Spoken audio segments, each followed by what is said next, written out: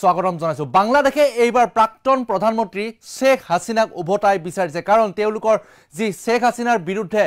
international crime ট্ৰিবিউনেলৰ তৰফৰ পৰা যি ঘোষণা কৰি থকা হৈছে যে ঘোষণা হৈ আছে যে মানৱতা বিৰোধী অপৰাধী হিচাপে আখ্যা কৰা হৈছিল এই শেখ হাসিনাৰ যি ন্যায়িক প্ৰক্ৰিয়া সেই ন্যায়িক প্ৰক্ৰিয়া আগবঢ়াৰ বাবে ভাৰতৰ পৰা এবাৰ বাংলাদেশৰ বিচাৰিছে যে ভাৰতৰ পৰা উভতি যাব লাগে ঢাকালৈ আৰু উভতি যোৱাৰ পিছত যি অন্তৱৰ্তীকালীন চৰকাৰ মহম্মদ ইউনুছৰ সেই মহম্মদ ইউনুছৰ চৰকাৰ আৰু ন্যায়িক ব্যৱস্থাই শেখ হাসিনাৰ বিৰুদ্ধে যি গোচৰ ৰুজু হৈ আছিল তাৰ পৰৱৰ্তী প্ৰক্ৰিয়া বা তদন্ত আগবঢ়াব পাৰে ইতিমধ্যে ভাৰত চৰকাৰৰ সৈতে আলোচনা কৰি ভাৰতৰ বৈদেশিক পৰিক্ৰমা বিভাগলৈ এখন পত্ৰ প্ৰেৰণ কৰা হৈছে যে যেহেতু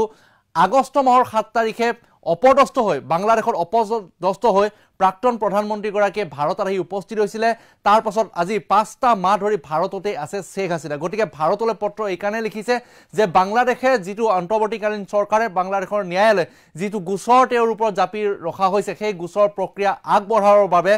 ইন্টাৰনেশ্যনেল ক্ৰাইম ট্ৰিবিউনেলৰ তৰফৰ পৰা ইতিমধ্যে বিচাৰিছে যাতে ন্যায়িক প্ৰক্ৰিয়া সমাধানত যাতে যথেষ্ট তেওঁলোকে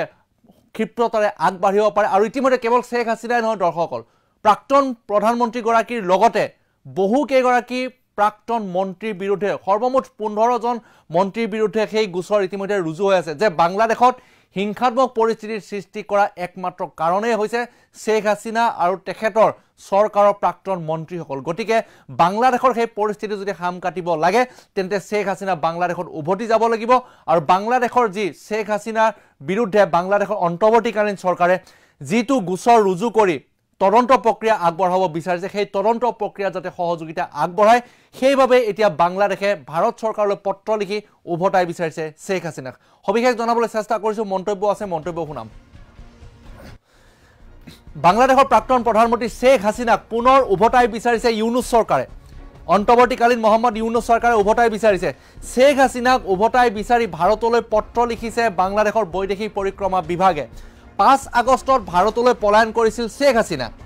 যেতিয়া হিংসাত্মক পৰিস্থিতিৰ সৃষ্টি হৈছিল বাংলাদেশত অপদস্থ হৈছিল তেতিয়াৰে পৰা এই পৰ্যন্ত ভাৰততে আশ্ৰয় লৈ আছে হাসিনাই গোপন ঠাইত আৰু শেখ হাসিনাৰ বিৰুদ্ধে আন্তঃৰাষ্ট্ৰীয় অপৰাধ ন্যায়াধিকৰণ হাসিনাৰ বিৰুদ্ধে মানৱতাৰ নৰসংহাৰৰ অভিযোগ উত্থাপন হৈছে আইচিটিৰ ইন্টাৰনেশ্যনেল ক্ৰাইম ট্ৰিবিউনেলে যি মানৱতাৰ বিৰুদ্ধে নৰসংহাৰৰ অভিযোগ সেই অভিযোগৰ ভয়ংকৰ গোচৰ যিটো ৰুজু 15 জনকৈ মন্ত্ৰী সহ শেখ হাসিনা তাক লৈ এতিয়া তদন্ত প্ৰক্ৰিয়া চলাবৰ বাবে বিচাৰিছে 16 বছৰীয়া শাসনকাল নিমিষতে শেষ হৈছিল শেখ হাসিনাৰ যেতিয়া বাংলাদেশত বিৰুদ্ধাচৰণ হৈছিল গৃহযুদ্ধৰ দৰে সূচনা হৈছিল বাংলাদেশত অপদস্থ হৈ শেখ হাসিনা ভাৰতলৈ পলায়ন কৰিছিল আৰু হাসিনা সহ কেইবাজনো প্ৰাক্তন মন্ত্ৰীৰ বিৰুদ্ধে আইচিটিত এতিয়া গোচৰ চলি আছে তদন্ত কমিটিয়ে চৰকাৰৰ পৰা বাংলাদেশ চৰকাৰৰ পৰা ইতিমধ্যে সময় বিচাৰিছে যেহেতু শেখ হাসিনা বাংলাদেশত নাই নিজৰ গৃহ ৰাষ্ট্ৰত নাই গতিকে শেখ হাসিনা ভাৰতত আছে বহিৰাষ্ট্ৰ আছে সেইভাবে তদন্ত কমিটি গঠন কৰাৰ পিছত শেখ হাসিনাৰ বিৰুদ্ধে যিটো তদন্ত চলাব লাগে সেই তদন্ত প্ৰক্ৰিয়াৰ সময় প্ৰয়োজন হৈ আছে এইভাবে যে শেখ হাসিনা ঢাকাত উপস্থিত নাই শেখ হাসিনা আছে ভাৰতত আগষ্ট মাহৰ 7 তাৰিখৰ দিনাখনেই হেলিকপ্টাৰৰ যোগে ভাৰতলৈ আহিছিল ভাৰতত আহি বৰ্তমানো ভাৰতৰ গোপন স্থানত তেওঁ আশ্ৰয় লৈ আছে যাতে মিডিয়া কোনো ধৰণৰ সামাজিক মাধ্যমত যাতে শেখ হাসিনাৰ বৰ্তমানৰ স্থিতি বাংলাদেশে জানিব নোৱাৰে তাৰ বাবে কিন্তু গোপন স্থানত আশ্ৰয়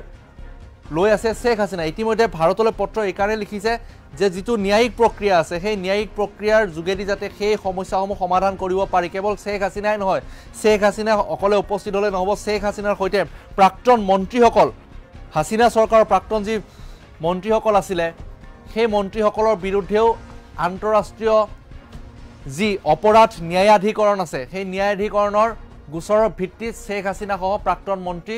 উপস্থিত হ'ব লাগিব ঢাকাত আৰু ইয়াৰ বাবে হয়তো পৰৱৰ্তী সময়ত সময়ও নিৰ্ধাৰণ কৰি দিব পাৰে মহম্মদ ইউনুছ চৰকাৰে গতিকে শেখ হাসিনা যেহেতু ভাৰতত আছে এই ভাৰতত থকাৰে পৰা ভাৰতৰ সৈতে যোগাযোগত আছে বৈদেশিক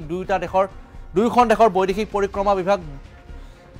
যোগাযোগত আছে কিন্তু তাৰ অন্তৰালত যিখন পত্ৰ প্ৰেৰণ কৰা হৈছে ৰাজনৈতিক পত্ৰ সেই পত্ৰখনৰ উল্লেখ আছে যে আমাৰ ন্যায়িক প্ৰক্ৰিয়া আগবঢ়াবৰ বাবে শেখ হাসিনাৰ বিৰুদ্ধে থকা গোচৰ তদন্ত চলাবৰ বাবে